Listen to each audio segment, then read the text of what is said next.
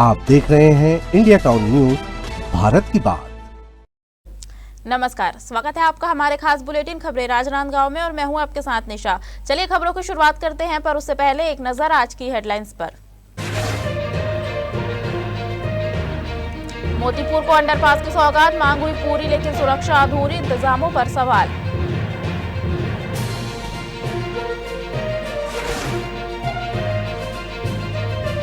ATM में गंदगी का राज, कैश सेंटर या कूड़ा घर, एटीएम बदहाल, लोग बेहाल, सुविधा बनी असुविधा।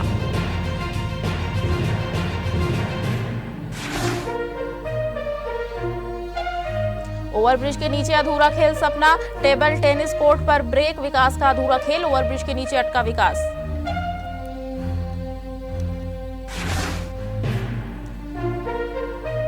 किताबों के बोझ पर विरोध, स्कूलों की मनमानी पर सवाल, महंगी किताबों पर प्रशासन से गुहार, भीम आर्मी ने कलेक्टर को सौंपा ज्ञापन।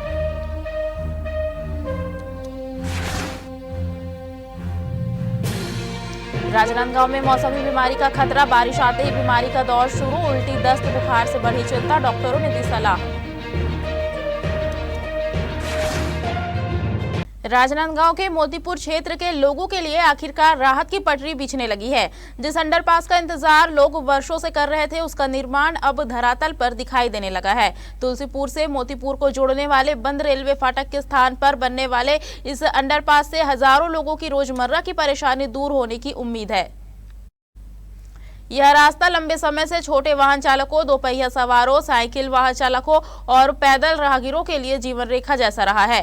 फाटक बंद होने के बाद लोगों को लंबा चक्कर लगाना जाना पड़ता था, जिससे समय और परेशानी दोनों बढ़ती थी। अब रेलवे द्वारा निर्माण कार्य शुरू किए जाने से क्षेत्रवासियों में उम्मीद और खुशी का माहौल है। स्थानीय लोगों की लगातार मांग और जनप्रतिनिधियों के प्रयासों के बाद रेलवे ने इस महत्वपूर्ण काम को आगे बढ़ाया है। सांसद संतोष पांडे सहित स्थानीय प्रतिनिधियों ने भी इस मुद्दे को रेलवे के सामने रखा था। फिलहाल निर्माण स्थल पर पाइप शिफ्टिंग, रेलवे लाइन के नीचे मौजूद केबलों को व्यवस्थित करने और अन्य प्रारंभिक कार्य किए जा रहे हैं। इसके बाद अंडरपास निर्माण की मुख्य प्रक्रिया शुरू होगी। हालांकि निर्माण स्थल पर काम तो शुरू हो गया है, लेकिन सुरक्षा इंतजामों की कमी चिंता बढ़ा रही है। मौके पर न तो स्पष्ट चेतावनी बोर्ड नजर आ रहे हैं और न ही पर्याप्त बैरिकेडिंग की व्यवस्था की गई है। हैरानी की बात यह है कि लोग अब भी उसी रास्ते से गुजर रहे हैं जहां निर्माण कार्य चल रहा है। ऐसे में सवाल उठना लाजिमी है कि अगर किसी राहगीर के साथ दुर्घटना होती है तो इसकी जिम्मेदारी कौन लेगा। शहर के व्यस्त गुरुद्वारा चौक पर उस समय अफरा तफरी मच गई जब एक डंपर ने बाइक सवार को टक्कर मार दी। गनीमत रही कि हादसे में बाइक सवार की जान बच गई और बड़ा हादसा टल गया। प्रत्यक्षदर्शियों के अनुसार बाइक सवार और डंपर एक ही दिशा में जा रहे थे। इस दौरान अचानक हुई टक्कर से बाइक सवार सड़क पर गिर पड़ा। कुछ पल के लिए मौके पर लोगों की सांसें थम गई, लेकिन राहत की बात यह रही कि युवक गंभीर हादसे का शिकार होने से बच गया। घटना के बाद स्थानीय लोगों ने तुरंत घायल अधेड़ को मेडिकल हॉस्पिटल पहुंचाया, जहां उसका इलाज जारी है। सूचना मिलते ही पुलिस मौके पर पहुंची और डंपर चालक को हिरासत में लेकर उससे पूछताछ शुरू कर दी। फिलहाल पुलिस पूरे मामले की जाँच कर रही है और दुर्घटना के कारणों का पता लगाया जा रहा है। राजनांदगांव में बारिश शुरू होते ही मौसमी बीमारियों का दौर भी शुरू हो गया है। मौसम में बदलाव के साथ अस्पतालों में उल्टी, दस्त, सर्दी, खांसी और बुखार के मरीजों की संख्या बढ़ने लगी है। डॉक्टरों का कहना है कि बारिश के मौसम में थोड़ी सी लापरवाही भी लोगों की सेहत पर भारी पड़ सकती है। स्वास्थ्य विशेषज्ञों ने लोगों से अपील की है कि इस मौसम में खान पान को लेकर विशेष सावधानी बरतें। बाहर खुले में बिकने वाले खाद्य पदार्थों से दूरी बनाएं और पानी को उबालकर या अच्छी तरह छानकर ही पिए। डॉक्टरों के मुताबिक बारिश के दिनों में तला भुना, ज्यादा तेल मसाले वाला खाना बीमारियों को न्योता दे सकता है। इसलिए बाहर के फास्ट फूड और अस्वच्छ भोजन से बचना जरूरी है। बारिश में संक्रमण तेजी से फैलता है, ऐसे में साफ सफाई का ध्यान रखें, हाथों को बार बार धोएं और किसी भी तरह की तबीयत खराब होने पर तुरंत डॉक्टर से संपर्क करें। अभी बारिश में मौसम परिवर्तन होने के कारण जो अभी पिछले कुछ दिनों में जो है सर्दी, खांसी, बुखार के जो मरीज हैं अचानक से बढ़ गए हैं और इसके अलावा जो है उल्टी, दस्त, पेट दर्द के इसके भी मरीज थोड़े से भी बढ़ जाते हैं, क्योंकि बारिश के समय में यूजुअली क्या है, दूषित खाना बहुत जल्दी दूषित हो जाता है। बाहर का खाना भी अपन खा लेते हैं, इसलिए हो जाता है। तो ये मरीज अभी बढ़ गए हैं। सावधानी ये रखनी है कि आपको पानी, यदि आपके पास आरओ है तो आरओ का पानी पीजिए, उपलब्ध नहीं है तो आप गर्म पानी 5 मिनट उसको गर्म करके पी सकते हैं। बाहर के किसी प्रकार के भी जो खाना है उसको नहीं खाना चाहिए। खाने में आपको बैलेंस डाइट और सादा खाना जो आसानी से पच जाए, ये कर ले सकते हैं। और तरल पदार्थ में आप नारियल का पानी, ORS का पानी। महंगाई के दौर में राहत देने के उद्देश्य से शुरू की गई नियंत्रित दर पर केरोसिन वितरण योजना राजनांदगांव जिले में अब तक धरातल पर नहीं उतर सकी है। शासन की घोषणा के बावजूद उचित मूल्य दुकानों में केरोसिन नहीं पहुंचा है, जिससे पात्र राशन कार्डधारी योजना का लाभ लेने से वंचित है। दरअसल सरकार ने LPG सिलेंडर की बढ़ती कीमतों को देखते हुए गरीब और जरूरतमंद परिवारों को सस्ती दर पर केरोसिन उपलब्ध कराने का फैसला किया था, लेकिन जिले में वितरण व्यवस्था शुरू नहीं होने से यह राहत फिलहाल केवल सरकारी आदेशों तक सीमित दिखाई दे रही है। खाद्य विभाग का कहना है कि खुले बाजार में केरोसिन की कीमत अधिक होने और LPG के बढ़ते उपयोग के कारण इसकी मांग पहले जैसी नहीं रही। हालांकि सवाल यह भी उठ रहा है कि जब वितरण शुरू ही नहीं हुआ तो वास्तविक मांग का आकलन कैसे किया गया। ग्रामीण और आर्थिक रूप से कमजोर परिवारों का कहना है कि कई क्षेत्रों में आज भी केरोसिन का उपयोग खाना बनाने, रोशनी और अन्य घरेलू जरूरतों के लिए किया जाता है। ऐसे में योजना का समय पर क्रियान्वयन उनके लिए राहत साबित हो सकता था। अब जिले के हजारों पात्र हितग्राहियों की निगाहें खाद्य विभाग पर टिकी है। उम्मीद की जा रही है कि जल्द ही वितरण प्रक्रिया शुरू होगी और लंबे इंतजार के बाद लोगों को शासन की इस योजना का वास्तविक लाभ मिल सकेगा। इस माह जुलाई माह के लिए 24 केल मिट्टी तेल का आवंटन प्राप्त हुआ था। थोक डीलर के माध्यम से उसका उठाव किया जा चुका है। उठाव पश्चात जो है शासकीय उचित मूल्य दुकानों में मिट्टी तेल का भंडारण कराया जा रहा है। इस माह जो है लगभग सभी दुकानों में मिट्टी तेल जो है उपलब्ध रहेगा वितरण के लिए। इसमें मूल्य को लेके जैसे हितग्राहियों से चर्चा होती है तो हितग्राहियों के द्वारा बताया जाता है कि मूल्य अधिक होने के कारण एक समस्या आती है, लेकिन अभी लगभग 65 रुपये लीटर के आसपास आ रहा है और हितग्राही इस महीना बारिश की वजह से डिमांड भी कर रहे हैं, इस वजह से इसका भंडारण कराया जाए। शहर में लोगों की सुविधा के लिए लगाए गए कई ATM अब खुद ही बदहाली की तस्वीर बन चुके हैं। जहां कभी लोग सुरक्षित तरीके से पैसे निकालने पहुंचते थे, वहीं अब कई ATM केंद्र गंदगी, दुर्गंध और अव्यवस्था के कारण परेशानी का कारण बन गए हैं। शहर के कुछ ATM परिसरों में ना तो नियमित सफाई व्यवस्था दिखाई देती है और ना ही सुरक्षा के इंतजाम। हालात इतने खराब है कि कई जगहों पर लोग अंदर जाने से भी कतराने लगे हैं। फर्श पर गंदगी, आसपास फैला कचरा और आवारा मवेशियों की मौजूदगी ने ATM केंद्रों की स्थिति पर सवाल खड़े कर दिए हैं। सबसे बड़ी चिंता सुरक्षा को लेकर है। कई ATM में सुरक्षा गार्ड तक तैनात नहीं है। ऐसे में लाखों रुपए की नकदी रखने वाले इन केंद्रों की सुरक्षा व्यवस्था आखिर किस भरोसे चल रही है, यह बड़ा सवाल है। लोगों का कहना है कि बैंक और संबंधित एजेंसियां ATM लगाने के बाद उनकी देखरेख भूल जाती है। सुविधा देने के नाम पर लगाए गए ये केंद्र अब परेशानी का कारण बन रहे हैं। प्रशासन और बैंक प्रबंधन को चाहिए कि वे ATM परिसरों की नियमित सफाई, रोशनी और सुरक्षा व्यवस्था सुनिश्चित करें, ताकि लोगों को पैसे निकालने के लिए गंदगी और असुरक्षा का सामना ना करना पड़े। देखिए, ATM तो बहुत अच्छी सुविधा है ग्राहकों के लिए। बैंकों में इतना रस रहता है कि पैसे निकालना अब आसान नहीं हो गया है, तो आप लेन देन के लिए ATM बहुत अच्छा सुविधा है। पर ATM में कुछ कुछ सावधानियां रखनी बहुत ज़रूरी है, कुछ सुविधाएं देनी बहुत ज़रूरत है। जैसे कि गार्ड, कई ऐसे ATM है जहां गार्ड नहीं होता और जहां पे काफ़ी तकलीफें होती है, किसी को समझ में आता नहीं, तो सुविधा के लिए गार्ड का रहना बहुत ज़रूरी है और सुरक्षा के दृष्टिकोण से भी ज़रूरी है। दूसरा ये है कि सफाई बहुत ध्यान देने योग्य है। जहाँ तहाँ देखो गोबर पड़ता है, कचरा पड़ा रहता है और कई ऐसे हमारे लोग पैसे जो निकालते हैं ATM, उनको भी थोड़ा जागरूक होना चाहिए कि जो पर्ची निकलती है वो पर्ची को फाड़ के जहाँ तहाँ ना फेंके, साफ सफाई का ध्यान रखें। ATM में साफ सफाई बहुत जरूरी है। नहीं, ATM में सफाई वफाई भी रहना चाहिए और एक गार्ड रहना चाहिए सुरक्षा के हिसाब से भी। और जिनको समझ में नहीं आता ATM से निकालना पैसा, तो उनको गाइड करे, उनको ईमानदारी से निकाल के देवे।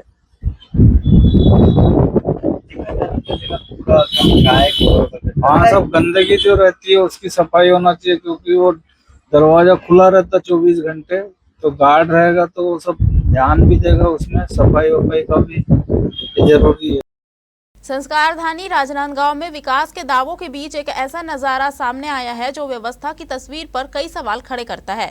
दरअसल गुरुद्वारा चौक ओवरब्रिज के नीचे जहां कभी शहर के खिलाड़ियों के लिए नई उम्मीद आकार लेने वाली थी, वहां अब सिर्फ अधूरे पाइप और रुका हुआ काम दिखाई दे रहा है। आपको बता दें, नगर निगम की पिछली सरकार के कार्यकाल में बजट में शामिल किया गया टेबल टेनिस कोर्ट प्रोजेक्ट युवाओं के लिए एक आधुनिक खेल सुविधा के रूप में प्रचारित किया गया था। योजना थी कि ओवरब्रिज के नीचे बेकार पड़ी जगह को उपयोगी बनाकर उसे खेल मैदान में बदला जाएगा ताकि शहर के युवा अपनी प्रतिभा को निखार सके।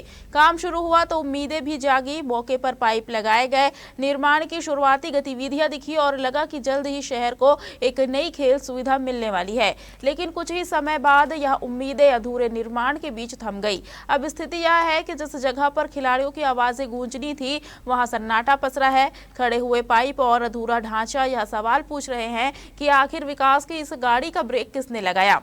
मामले में कुछ पार्षदों का कहना है कि नेशनल हाईवे ओवरब्रिज के नीचे निर्माण से पहले संबंधित विभाग की अनुमति जरूरी है। चर्चा है कि इस आधार पर कांग्रेस के एक वरिष्ठ पूर्व पार्षद ने निर्माण को लेकर शिकायत की, जिसके बाद काम रोक दिया गया। लेकिन अब असली सवाल अनुमति से आगे बढ़ चुका है। सवाल यह है कि अगर अनुमति जरूरी थी तो काम शुरू होने से पहले इसकी जांच क्यों नहीं हुई? नगर निगम के बजट में योजना शामिल कैसे हुई? निर्माण की प्रक्रिया शुरू होने तक जिम्मेदार अधिकारियों की नजर क्यों नहीं पड़ी? और अगर सभी प्रक्रिया पूरी थी तो शिकायत के बाद काम दोबारा शुरू क्यों नहीं किया गया? आज हालात यह है कि जनता के पैसे से शुरू हुआ प्रोजेक्ट ना पूरा हुआ ना पूरी तरह रद्द हुआ। यानी शहर को न खेल सुविधा मिली और ना ही इस अधूरे काम का कोई समाधान दिखाई दे रहा है। शहर में विभिन्न स्थानों पे बॉक्स क्रिकेट और जो बॉक्स की सुविधाएं हैं खेल के लिए, वो नगर पालिक निगम द्वारा आगामी दिवस में विकसित की जाएंगी। इसमें जो पुराने स्ट्रक्चर रुके हुए हैं उसको भी पूरा करेंगे और नए भी ऐसे लोकेशंस हम लोगों ने चिन्हित किए हैं जहाँ पे बॉक्स क्रिकेट के साथ साथ बॉक्स में आपका दूसरी खेल की सुविधाएं हैं वो हम विकसित करें। वक्त हो चुका है छोटे से ब्रेक का। बने रहिए इंडिया टाउन न्यूज़ के साथ। क्या आप बाल झड़ने से परेशान हैं? अब अपनाइए प्रकृति की शक्ति। पाइए घने चमकदार बाल और खूबसूरत दमकती त्वचा। प्रकृति का वरदान Rukhsana shine herbal beauty combo kit, प्राकृतिक जड़ी बूटियों से तैयार। अब पाइए खूबसूरत चमकते बाल और त्वचा। हर्बल गुणों से भरपूर ये कॉम्बो आपके बालों और त्वचा की देखभाल में मदद करता है। अब उपलब्ध Amazon, फ्लिपकार्ट और नीचे दिए गए लिंक पर अभी ऑर्डर करें और हर्बल केयर का अनुभव लें। राजनांदगांव के सिटी कोतवाली थाना क्षेत्र में दिन दहाड़े लूट की वारदात से सनसनी फैल गई। आपको बता दें, एक अज्ञात बदमाश ने महिला की गर्दन पर धारदार हथियार से हमला कर उसके कान की सोने की बालियां लूट ली। घटना के समय महिला गंभीर रूप से घायल हो गई और खून से लथपथ हालत में घर पर गिर पड़ी। आसपास के लोगों ने तुरंत मदद कर उसे अस्पताल पहुंचाया। चोरों के हौसले इतने बुलंद हो चुके हैं कि अब वे घर पर घुस करके चोरी भी करते हैं और साथ में लोगों के ऊपर जानलेवा हमला भी करते हैं। आपको बता दें कि इस वक्त मैं मौजूद हूँ राजनांदगांव के लखोली क्षेत्र में और सुबह तकरीबन 7 बजे की घटना है, जो कि ये एक घर है। इस घर पर, इस मकान पर तकरीबन 6 लोगों का निवास है। 6 लोग रहते हैं। 3 लोग जो है आगे की ओर रहते हैं और 3 लोग पीछे अंदर की ओर रहते हैं। बताया जा रहा है कि चोर जो है इस रास्ते से आया होगा, ये अनुमान लगाया जा रहा है। क्या कुछ पूरी घटना है, सब चीज के बारे में जानकारी लेंगे, पूरी बात करेंगे। अभी हमारे साथ में गुड़िया मौजूद है। गुड़िया, क्या नाम है आपका? मेरा नाम प्रिया साहू है। प्रिया, क्या घटना हुई थी? यहाँ मतलब एक चोर आया था, पर ना वो ना पहले से कुछ जानता होगा कि यहाँ क्या होता है क्या नहीं। उन्होंने देखा कि दादी यहाँ इस वक्त अकेली रहती है सुबह के टाइम, क्योंकि सुबह के टाइम मेरी मम्मी काम पे चली जाती है सुबह के 6:30 बजे। पापा जो रहते हैं वो भी ऐसे टहलते हैं लेकिन बाहर रहते हैं। और ना सुबह के टाइम ना दूध धोने वाला आता है तो उस टाइम हम अपने कुत्ते को ना बांध देते हैं। अच्छा। ये सारी जानकारी उसको पता थी। और ना ज्यादातर ना उसको ये पता था कि ना हाँ ये अकेली दादी सुबह के टाइम रहती है। तो वो एक बार और आया था, ये सिर्फ देखने आया था कि यहाँ कोई है कि नहीं। जब ना दूध धोने वाला आया था ना, तो एक बार आया था तो देखने आया था, वहां तक आया था। वहां से उसके बाद वो रिटर्न चले गया। वो तो आप दादी लोग पहचानते हैं क्या उनको? मैं तो नहीं पहचानती। दादी पूरा स्कार्फ लेके आया था, पूरा कवर था, ब्लैक कलर का था। और दादी को ना एक बार वहां से देखी, उनको लगा कि मेरे भाई का कोई फ्रेंड होगा करके, तो कुछ नहीं बोली। एक बार वहां से देख के वापस चले गया वो। उसके बाद सेकंड टाइम जब ना दूध धोने वाला चले गया ना, उसके बाद वो फिर आया। उसके बाद जस्ट आते ही दादी इधर से आया होगा शायद, आते ही दादी के पास गया और उसके बाद ना दादी को बोलने ही नहीं दिया, डायरेक्ट दादी को धक्का देके उसके ना गर्दन पे ऐसे हथियार रख दिया। हथियार क्या था? तो नहीं, चाकू नहीं था, वो पैसुल था, हसिया। अच्छा। हाँ, वो हसिया वो हमारे किचन से लेके आया था। हमारा जो किचन है वो वहां पे है, और उसको फिर कैसे पता होगा, यही समझ नहीं आ रहा है कि ना कहाँ है वो हसिया करके, उसको कैसे तो पता देखने होगा। से कभी ऐसा लगा नहीं कि मतलब आप लोग देख पाए उसको? मैं नहीं देख पाई, लेकिन मेरा छोटा भाई देख पाया था, लेकिन पूरा कवर ही था, वो नहीं पहचान पाया। सूचना मिलते ही सिटी कोतवाली पुलिस मौके पर पहुंची। पुलिस ने घटनास्थल का निरीक्षण किया और जांच शुरू कर दी। प्रत्यक्षदर्शियों के मुताबिक बदमाश ने इतनी तेजी से वारदात को अंजाम दिया कि महिला को संभलने का मौका तक नहीं मिला। वारदात के बाद आरोपी मौके से फरार हो गए। घटना के बाद इलाके में दहशत है। लोगों ने शहर में बढ़ती आपराधिक घटनाओं पर चिंता जताई है। पुलिस आसपास लगे सीसीटीवी कैमरों की फुटेज खंगाल रही है और आरोपियों की पहचान में जुटी है। घायल महिला का इलाज जारी है। पुलिस ने कहा कि जल्द ही आरोपियों को गिरफ्तार कर लिया जाएगा, लेकिन इस घटना के बाद एक बार फिर शहर की कानून व्यवस्था और महिलाओं की सुरक्षा को लेकर सवाल उठने लगे हैं। स्थानीय लोगों ने पुलिस से गश्त बढ़ाने और आरोपियों की जल्द गिरफ्तारी की मांग की है। अम्मा जी मौजूद हैं और उनके पास चलेंगे और सीधा जानने की कोशिश करेंगे। हालांकि इस समय वो अपने आप में बयां करने को सक्षम नहीं है। अम्मा, क्या नाम है आपके? जंत्री बाई। अच्छा, कान एक कान के लेके गए? दोनों कान के ले गए, अइला खींचे तो वो कट गए कान। शुरू से बताओ ना, घटना क्या हो रही है? शुरू से यही सब्जी सुधार रहे थे, एकर बैठ के वही सही ऐसे करके ना गिरा दी। अच्छा, धक्का दी पहले आपला? ऐसे पकड़ के यहाँ हाँ। ऐसे गिर गया। अच्छा, तो मैं कुछ नहीं कर पाया, गिर और नहीं उठ पाया? नहीं उठ नहीं पाया। तो वो ना पुलिस के जान समेत मार दो। तो मैं बोले कावर मारवे, कावर कौन हस। तो मैं नाती चिल्ला, मोन्टू मोटू, दरवाजा खुला रही से मोन्टू मोन्टू करके, तो चुप चुप चिल्ला मत ऐसे करके ना, फिर पहले कान गिल खींची जोर से इतना खिला। ओखर बाद एक कान गिल खींची, एक कान कट गए, खून बहुत रही से इला मारी, साथ ला इला मारी। अब बस दोनों यही कर यानी कान के मिलिस ना, तो निकल गया, दरवाजा बंद कर दी बाहर से सकरी लगा के। हथियार लेके आए? हसिया।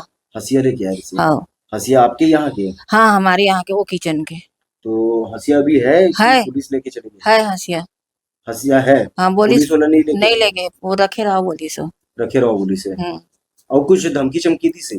नहीं, जान समेत मारू बर पुलिस। तो अम्मा बोला कैसे पता कि यहाँ मतलब आप मन बैठे हो, और का वो चोरी की नियत से आ रही थी या जान से मारे बार आ रही थी? अब पता नहीं सर, अब वो काक नियत से आ रही थी, अधिक जानकारी नहीं है।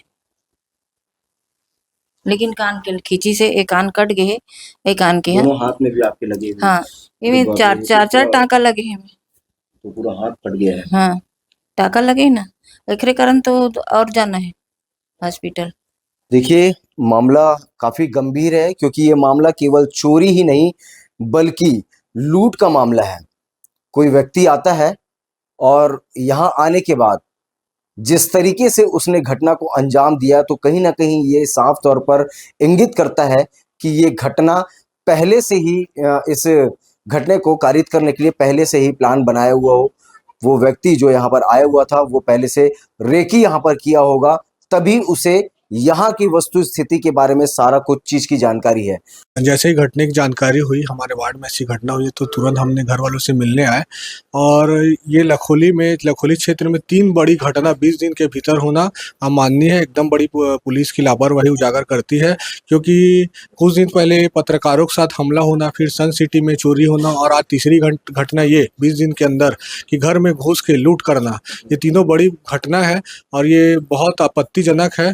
और हम मैडम अंकिता शर्मा जी से भी निवेदन करते हैं कि सिटी कोतवाली थाना में पुराने स्टाफों को वापस लाए, जो यहाँ के गली को जानते हैं, अब असामाजिक तत्वों की जानते हैं, उनकी गतिविधि जानते हैं। खेती में मौसम की अनिश्चितता को देखते हुए किसानों के लिए राहत भरी खबर है। खरीफ सीजन 2026 में फसल नुकसान के बचाव के लिए प्रधानमंत्री फसल बीमा योजना के तहत बीमा कराने की प्रक्रिया शुरू हो गई है। किसान अपनी फसलों का बीमा 31 जुलाई 2026 तक करा सकते हैं।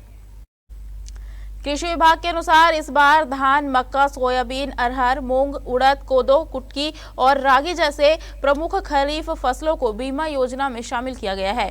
प्राकृतिक आपदा, भारी बारिश, सूखा, ओलावृष्टि या खराब मौसम से फसल प्रभावित होने पर किसानों को बीमा के माध्यम से आर्थिक सहायता मिल सकेगी। उप संचालक कृषि राजकुमार सोलंकी ने किसानों से अपील की है कि वे आखिरी समय का इंतजार न करें और जल्द से जल्द बैंक, सेवा सहकारी समिति या लोक सेवा केंद्र पहुंचकर फसल बीमा कराएं। कृषि विभाग का कहना है कि समय पर कराया गया बीमा किसानों के लिए मुश्किल मौसम में आर्थिक सहारा बन सकता है। खैरागढ़ सुगंध गंडई जिले के समस्त कृषकों को हम बताना चाहेंगे कि 9 प्रकार की फसल है। धान सिंचित है, अरहर है, सोयाबीन है, मक्का है, मूंग उड़द है, कोदो कुटकी रागी है। इसमें किसान, ऋणी किसान भी और अऋणी किसान, सभी प्रकार के किसान इसमें बीमा करवा सकते हैं। बीमा कराने की अंतिम तिथि 31 जुलाई 2026 है। इसमें फसलवार, अलग अलग फसलवार प्रीमियम राशि निर्धारित है। जैसे धान में सिंचित में है 1320 रुपया और असिंचित में है 990 रुपया। इस प्रकार अलग अलग फसल में है। सोयाबीन में 1100 रुपये प्रति हेक्टेयर की दर से राशि निर्धारित है। और ऋणी किसान अपने स्वयं से भी ऋणी किसान सोसाइटी के माध्यम से कर सकते हैं और अऋणी किसान स्वयं के माध्यम से भी कर सकते हैं और लोक सेवा केंद्र के माध्यम से, नज़दीकी लोक सेवा केंद्र के माध्यम से बीमा करवा सकते हैं।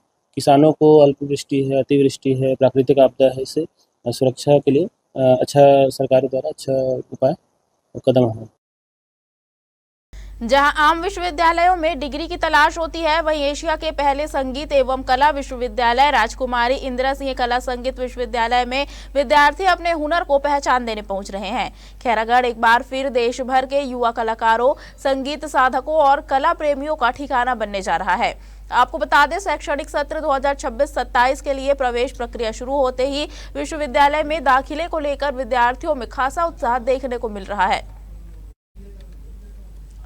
इस बार खास बात यह है कि आवेदन केवल एक कोर्स के लिए नहीं बल्कि संगीत, नृत्य, ललित कला और विभिन्न रचनात्मक विधाओं में भविष्य तलाशने वाले विद्यार्थियों के लिए अवसर लेकर आया है। विश्वविद्यालय प्रशासन के मुताबिक पहले चरण में 18 मई से 16 जून तक ऑनलाइन आवेदन लिए गए, जिसके बाद 22 जून से 25 जून तक अभिरुचि परीक्षा आयोजित की गई। पहली चयन सूची में शामिल विद्यार्थियों को 10 जुलाई तक प्रवेश लेना होगा। पहले चरण के बाद खाली सीटों के लिए एक और मौका दिया गया है। 30 जून से 14 जुलाई तक दोबारा आवेदन स्वीकार किए जाएंगे। इसके बाद 20 से 22 जुलाई तक दूसरी अभिरुचि परीक्षा होगी और चयनित विद्यार्थियों को 25 से 31 जुलाई के बीच प्रवेश दिया जाएगा। जरूरत पड़ने पर प्रवेश प्रक्रिया 14 अगस्त तक बढ़ाई जा सकती है। कुलपति प्रोफेसर डॉक्टर लवली शर्मा ने कहा कि इस बार पिछले सत्र की तुलना में अधिक विद्यार्थियों के आने की संभावना है। छत्तीसगढ़ ही नहीं बल्कि देश के अलग अलग राज्यों से युवा कलाकार खैरागढ़ का रुख कर रहे हैं। तैयारियां पूरी हैं और फर्स्ट राउंड जो है एडमिशन्स का कंप्लीट हो चुका है और काफ़ी मात्रा में विद्यार्थियों की संख्या जो है वो उपस्थित थी एडमिशन के समय में। और ये देख रहे हैं कि न केवल खैरागढ़, छत्तीसगढ़ वरन बहुत अन्य राज्यों से भी विद्यार्थियों का यहाँ पर प्रवेश लेने का चल रहा है और पिछले वर्ष से संख्या इस बार का आवेदन की भी ज़्यादा रही है और ऐसी आशा की जाती है कि इस वर्ष पिछले वर्ष की तुलना में अधिक विद्यार्थी एडमिशन ले सकेंगे। मैं आया हूँ कांकेर छत्तीसगढ़ से और BFA सेमेस्टर 1 में एडमिशन लेने वाला हूँ और इससे पहले मेरा दोस्त यहाँ एडमिशन लिया है और उससे सुना हूँ कि यहाँ का एडमिशन और कला वाला में बहुत अच्छा है बोल के। और इसके बाद मैं आया हूँ एडमिशन लेने के लिए क्योंकि मेरा भी आर्ट में बहुत वो था, इंटरेस्ट था, इसलिए। इंद्र कला के बारे में तो मेरे फूफा जी का स्टूडेंट है बहुत सारे, तो उधर से ही बोला है कॉलेज के बारे में, तो तभी लेने आए एडमिशन। कहाँ से? आसाम से। कैसा लगा आपको यहाँ का एडमिशन? बहुत अच्छा है, बहुत सुंदर भी है कॉलेज। हो गया आपका एडमिशन? हाँ हो गया। और बच्चों से क्या? और बच्चों से अभी तक तो अच्छा है। आओ, इधर के टीचर भी बहुत अच्छे हैं, बहुत हेल्प करते हैं। मोहला मानपुर अंबागढ़ चौकी जिले में 15 दिनों से पंचायत व्यवस्था को लेकर जारी सियासी और प्रशासनिक खींचतान पर फिलहाल विराम लग गया है। जिला पंचायत के तत्कालीन सीईओ के तबादले के बाद 185 सरपंचों ने अपना आंदोलन समाप्त करने का ऐलान किया है। सरपंच संघ ने इसे सिर्फ आंदोलन की वापसी नहीं बल्कि पंचायतों की आवाज की जीत बताया है। अब सभी सरपंच अपने अपने गाँव लौटकर विकास कार्यों को फिर से रफ्तार देंगे। आपको बता दें, जिले के 185 सरपंच पिछले 2 सप्ताह से जिला और जनपद पंचायत की कार्यप्रणाली के विरोध में आंदोलन कर रहे थे। उनका कहना था कि प्रशासनिक स्तर पर सहयोग नहीं मिलने से पंचायतों के विकास कार्य लगातार प्रभावित हो रहे हैं। अपनी मांगों को लेकर सरपंच संघ ने रायपुर में विधानसभा अध्यक्ष डॉक्टर रमन सिंह से भी मुलाकात की थी और जिला पंचायत के तत्कालीन सीईओ को हटाने की मांग रखी थी। इसके बाद सीईओ के तबादले के आदेश जारी होने पर सरपंच संघ ने आंदोलन समाप्त करने का फैसला लिया। संघ का कहना है कि यह फैसला जिले की सभी पंचायतों और ग्रामीणों के हित में लिया गया है। वन विभाग के विश्राम गृह में आयोजित पत्रकार वार्ता में सरपंच संघ ने कहा कि आंदोलन का उद्देश्य किसी व्यक्ति का विरोध नहीं बल्कि पंचायतों के अधिकार और विकास कार्यों को गति देना था। संघ ने शासन द्वारा की गई कार्रवाई पर संतोष जताते हुए कहा कि अब सभी सरपंच अपने अपने क्षेत्रों में लंबित विकास कार्यों को प्राथमिकता देंगे। और हम शासन के पास गए थे तो वहाँ पे हमें आश्वासन मिला था। उन्होंने कहा था कि कुछ समय दिया था, 7 दिन का अवधि हमने अल्टीमेटम दिया था कि 7 दिन के भीतर अगर आपकी ओर से कोई कार्रवाई नहीं आती तो हम उस आंदोलन को आगे बढ़ाएंगे।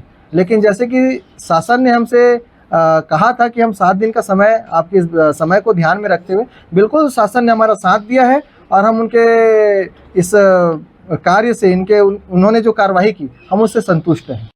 राजनांदगांव में अब स्कूल बैग के साथ साथ किताबों के खर्च का बोझ भी मुद्दा बन गया है। निजी विद्यालयों में महंगी निजी प्रकाशकों की किताबें और वर्कबुक खरीदने के लिए अभिभावकों पर दबाव बनाने के आरोपों को लेकर भीम आर्मी भारत एकता मिशन ने मोर्चा खोल दिया है। संगठन ने जिला कलेक्टर को ज्ञापन सौंपकर जिले के सभी निजी स्कूलों की जाँच और नियम तोड़ने वाले स्कूलों पर कार्रवाई की मांग की है। भीम आर्मी भारत एकता मिशन के जिला अध्यक्ष मुकेश कुमार शेंडे के नेतृत्व में पदाधिकारियों ने कलेक्टर को ज्ञापन सौंपा। संगठन का आरोप है कि शासन के निर्देशों के बावजूद कई निजी स्कूल एनसीईआरटी और निर्धारित पाठ्यपुस्तकों की जगह निजी प्रकाशकों की महंगी किताबें, वर्कबुक और अतिरिक्त शैक्षणिक सामग्री खरीदने के लिए अभिभावकों को मजबूर कर रहे हैं। संगठन ने कहा कि शिक्षा का आधिकारिक अधिनियम के तहत पाठ्यक्रम और किताबों का निर्धारण सक्षम प्राधिकारी द्वारा किया जाता है, लेकिन कई स्कूल अपने स्तर पर पुस्तकें तय कर अभिभावकों पर आर्थिक दबाव डाल रहे हैं। ज्ञापन में मांग की गई है कि जिले के सभी निजी विद्यालयों की विशेष जांच के लिए जिला स्तरीय टीम बनाई जाए। स्कूलों में उपयोग हो रही किताबों, वर्कबुक, स्टेशनरी और अभिभावकों को दिए जा रहे निर्देशों की जांच की जाए। भीम आर्मी ने यह भी आरोप लगाया कि अगर किसी स्कूल का किसी खास दुकान या प्रकाशक से सीधा संबंध पाया जाता है और अभिभावकों को वहीं से खरीदारी के लिए मजबूर किया जाता है तो ऐसे संस्थानों पर सख्त कार्रवाई होनी चाहिए। इनका एक ज्ञापन है कि जिले के निजी विद्यालयों में शासन के आदेश का पालन नहीं करके जो है प्राइवेट किताबें चली जा रही हैं और छत्तीसगढ़ पाठ्य पुस्तक निगम के किताबों का उपयोग नहीं किया जा रहा है। ज्ञापन प्राप्त हुआ है, उसको जिला शिक्षा अधिकारी को भेजेंगे और जिला शिक्षा अधिकारी उसमें फिर नियमानुसार अग्रिम कार्रवाई करेंगे। हमारी मांग ये है कि जो प्राइवेट स्कूलें हैं वहाँ जो प्राइवेट प्रकाशन की बुक्स चल रही हैं उसके विरोध में हम लोग आए थे, क्योंकि वो बहुत महंगी हैं। नर्सरी क्लास की पुस्तकें 5-5 हज़ार 6-6 हज़ार तक की जा रही हैं। कॉलेज की पुस्तकें इतनी महंगी नहीं हैं। और जब सीबीएसई स्कूलों में एनसीईआरटी जब बुक्स छाप रही हैं जो कि हमारे ही टैक्स के पैसे से छप रही हैं है ना, और छत्तीसगढ़ पाठ्य पुस्तक निगम भी छाप रही हैं, तो या तो सीजी बोर्ड हो या सीबीएसई बोर्ड हो, दोनों के लिए जब गवर्नमेंट बुक्स छाप रही हैं तो हम प्राइवेट प्रकाशन की पुस्तकें क्यों लें। हमारी ये मांगे हैं, है ना। इसके विषय में हम पहले भी कलेक्टर साहब को सूचित कर चुके हैं, ज्ञापन दे चुके हैं। ये दूसरी बार ज्ञापन है, क्योंकि हमारे पास पेरेंट्स की शिकायत बहुत आ रहे हैं कि हम सर इतने महंगे महंगे पुस्तकें ले रहे हैं, हम घर चलाएं या बच्चों को पढ़ाएं। अभी आपने अपर कलेक्टर साहब से बात की, क्या आश्वासन? अपर कलेक्टर साहब ने बोला है कि हम इस पर जल्द से जल्द कार्रवाई करेंगे, डीओ साहब को भेजेंगे। हमारे खास बुलेटिन खबरें राजनांदगांव में फिलहाल इतना ही। अब मुझे दीजिए इजाजत और आप देखते रहिए इंडिया टाउन न्यूज, भारत की बात। नमस्कार। आप देख रहे हैं इंडिया टाउन न्यूज, भारत की बात।